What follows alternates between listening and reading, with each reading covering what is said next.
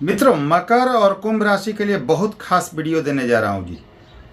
मैं आपकी ऐसी कमजोरी बताने जा रहा हूं, अगर आप इस कमजोरी को दूर कर लेते हैं, चाहे आप मकर राशि के हों या कुंभ राशि के, इस कमजोरी को अपने से दूर कर लेते हैं तो आपको करोड़पति बनने से कोई नहीं रोक सकता, सफल होने से कोई नहीं रोक सकता।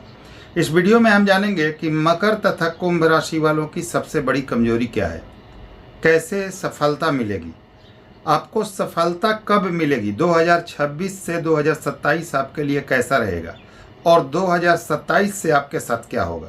2027 से मकर और कुंभ दोनों राशियों के लिए आने वाला समय कैसा रहेगा और कैसे इसको हम एनालाइज कर सकते हैं कि आने वाला समय हमें कैसा रिजल्ट देगा।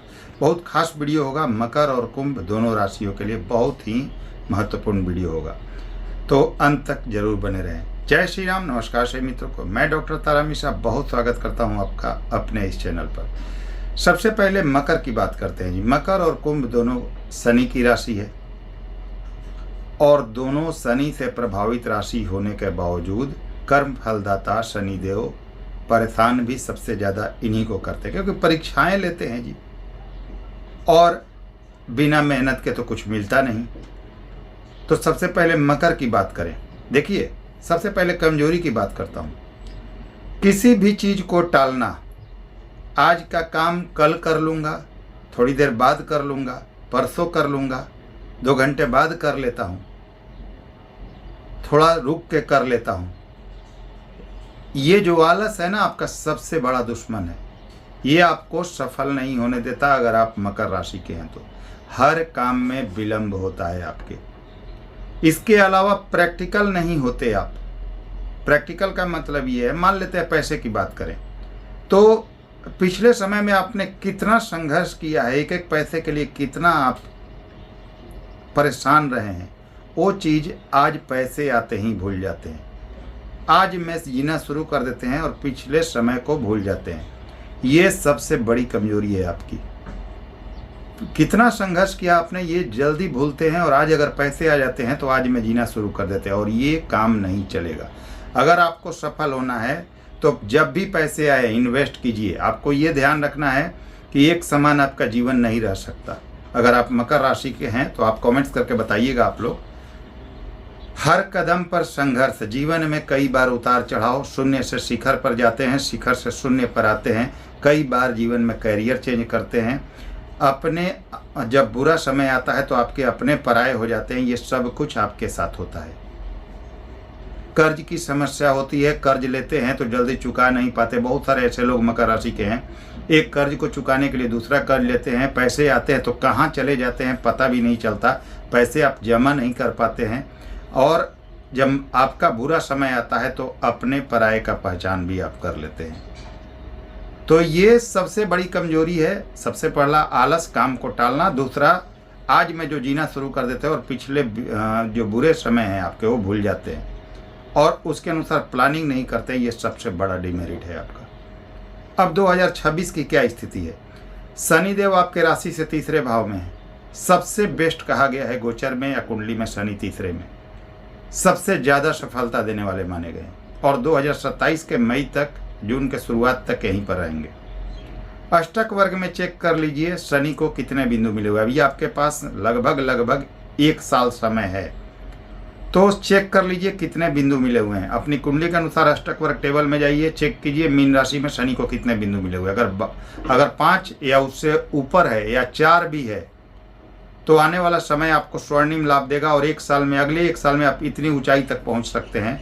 फिर आपको संघर्ष नहीं करना पड़ेगा, जीवन में सब कुछ पा लेंगे। चाहे आपके मकान का सपना, वाहन का सपना, कैरियर का सपना, धन का सपना, कर्ज चुकाने का सपना, सब कुछ आप पूरा कर पाएंगे और उस शिखर पर पहुंचेंगे जहां से फिर वापस आपको संघर्ष नहीं करना पड़ेगा। लेकिन अगर 4 से भी कम बिंदु है, 3, 2, 1 है या 0 है तो कुछ सॉलिड रेमेडी जरूर कर लीजिएगा। और मीन राशि में कम बिंदु है तो, नहीं तो अगर ये 1 साल निकल गए तो संघर्ष के अलावा कुछ नहीं बचेगा, क्योंकि शनि जून 2027 में अपने नीच के मेष राशि में जाएंगे। आपके राशि से चौथे भाव में और शनि की ढैया भी चलेगी और राशि स्वामी नीच का हो जाता है तो परेशानियां बढ़ जाती हैं। हालांकि कुंडली पर डिपेंड करेगा, आपकी ग्रहों की दशा अगर अच्छी चल रही होगी उस समय, किसी आपके योग कारक ग्रह की दशा चल रही होगी तो उतनी परेशानी नहीं होगी, लेकिन राशि स्वामी नीच का होता है तो परेशानी होती है। तो अष्टक वर्ग टेबल चेक कीजिए, शनि की स्थिति अपनी कुंडली में महादशा अंतर्दशा का फेवर देख लीजिए। अगर लगता है कि कुछ दिक्कत है तो सॉलिड रेमेडी कर लीजिए, ताकि अगले 1 साल आपके व्यर्थ ना हो और बाद में संघर्ष ना करना पड़े। इससे बड़ा मौका आपके लिए हो नहीं सकता। जो शनि स्थिति में है अभी, एटलीस्ट राहु की भी स्थिति कुछ चीज़ों को छोड़ दिया जाए तो पैसे के लिए शानदार है। तो जो स्थिति अभी बनी हुई है, यह समय अगर आपके हाथ से निकल गया तो संघर्ष के अलावा कुछ नहीं बचेगा। इस चीज़ का ध्यान रखिए। 2027 से चौथे भाव में जाएंगे। ठीक है, राशि स्वामी चौथे भाव में जाएगा, सुख सुविधा मकान वाहन कैरियर देगा, लेकिन बहुत मेहनत से देगा। और नेगेटिव ग्रह की दशा चलेगी तो परेशान ज़्यादा करेगा। तो अभी का समय स्वर्णिम है आपके लिए। तो यह तो मकर राशि की बात हुई। और सावधानियाँ, आलस से बचना है और प्रैक्टिकल होकर लाइफ चलना है। और किसी पर आँख मूंद के भरोसा नहीं करें, कोई आपका साथ नहीं देगा। जो भी करना है अपने मेहनत से करना है। परिवार, रिश्ते नाते सब कहने के लिए आपके लिए हैं, कोई आपका साथ नहीं देगा। अपने बल पर आगे बढ़ना है तो मेहनत कीजिए, सफलता मिलेगी। काम को टालने की प्रवृत्ति बंद कीजिए, नहीं तो असफल हो जाएंगे और 1 साल आपके हाथ से निकल जाएंगे। अब कुंभ राशि की बात करें, बहुत जरूरी है जी जानना, ध्यान से सुनिएगा। कुंभ राशि की भी यही प्रॉब्लम है, क्योंकि शनि से प्रभावित राशि है। शनि के मूल त्रिकोण राशि है। कर्म फलदाता आपके राशि स्वामी शनिदेव। आलस, काम को टालने की प्रवृत्ति, आज का काम कल करना, ये बहुत बड़ी कमजोरी हो जाती है कुंभ राशि के लिए भी। हालांकि आप बहुत अच्छे हृदय के व्यक्ति हैं, किसी के साथ धोखा नहीं करते, किसी के साथ छल नहीं करते। जितना आपके पास हो दूसरों की मदद करने के लिए भी हमेशा तत्पर रहते हैं, तैयार रहते हैं। जितना सक्षम भगवान ने बनाया है उसके आधार पर आप अन्य की मदद भी करते हैं। लेकिन दिक्कत ये है कि आप दूसरों की तो मदद कर देते हैं उनके बुरे समय में, लेकिन जब आपका बुरा समय आता है तो अपने भी पराये हो जाते हैं। कोई आपका साथ नहीं देता। ये विडंबना है आपके साथ, ये बड़ी विडंबना है। यानी अपने भी पराये हो जाते हैं। और एक चीज़ का ध्यान ये भी रखना है कि कोई आपका साथ नहीं देगा। जो भी करना है स्वयं के बल पर करना है। तो आलस और काम को टालने की प्रवृत्ति, इससे बचना चाहिए। कुंभ राशि के लोग सहज ही किसी पर विश्वास करते हैं, थोड़ा भावुक भी होते हैं, हालांकि प्रैक्टिकल होते हैं, कभी गलत नहीं होते, अच्छे हृदय के व्यक्ति होते हैं, लेकिन जीवन में संघर्ष करते हैं। और ये पिछले समय में जो भी संघर्ष है, आज जब अच्छा दिन आता है तो उसको भूल भी जाते हैं। और ये कमजोरी है आपकी। आपको इन्वेस्ट करना चाहिए, लॉन्ग टर्म म्यूचुअल फंड वगैरह में इन्वेस्ट कीजिए, ज़मीन जायदाद, गोल्ड सिल्वर लीजिए, ताकि आने वाले समय में आपको आर्थिक रूप से परेशानी का सामना न करना पड़े। इसका ध्यान रखना चाहिए आपको। इसके अलावा कैरियर में उतार चढ़ाव कई बार आता है, कई बार कैरियर में बदलाव भी करते हैं। साथ में असंतुष्टि की भावना रहती है और आप मान के चलें कि जल्दी भाग्योदय भी नहीं होता। कई बार देखा गया है कुंभ राशि के लोगों को 38, 40, 38, 40, 42, 45 के बाद भाग्योदय होता है। 42वें, 45वें, 46वें वर्ष के बाद भी भाग्योदय होता हुआ दिखाई दिया है कई बार।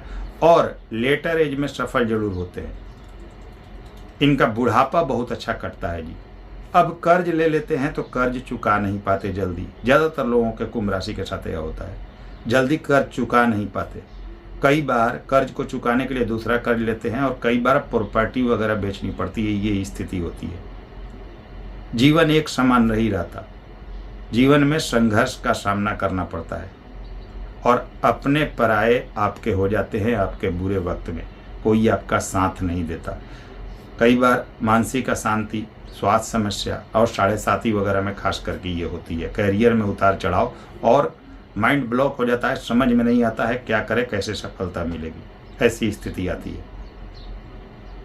अब शनिदेव कहाँ हैं? आपके राशि स्वामी आपके राशि से दूसरे भाव में है।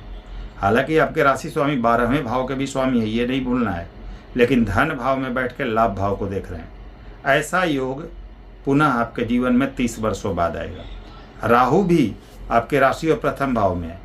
जल्दबाजी, गुस्से से अलग रहें आप, प्लानिंग से चले तो राहु भी काफ़ी बड़ी बेनिफिट देने वाले हैं आपको। ठीक है जी।